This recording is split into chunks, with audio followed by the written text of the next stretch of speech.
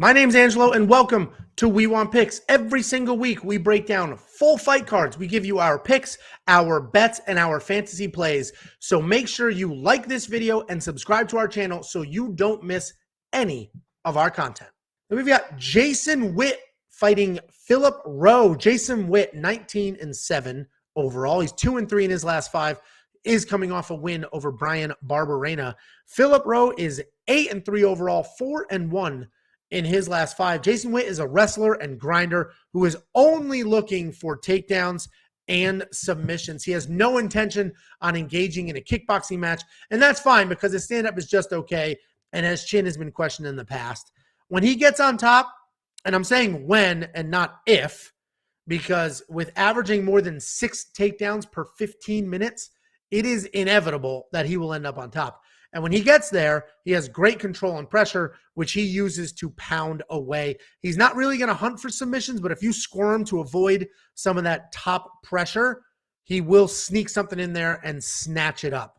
Philip Rowe is very big for the division. You can see that here with his 5-inch height and 10-inch reach advantage. He's a high-volume striker and does a great job using his length and range. I say it all the time on this show. I don't really care when a fighter has a reach advantage because most fighters don't use it well.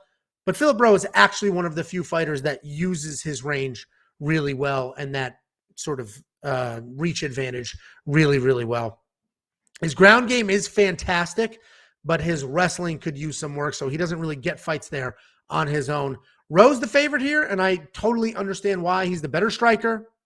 He has the better jiu-jitsu skills. He's definitely the more dangerous guy in this fight.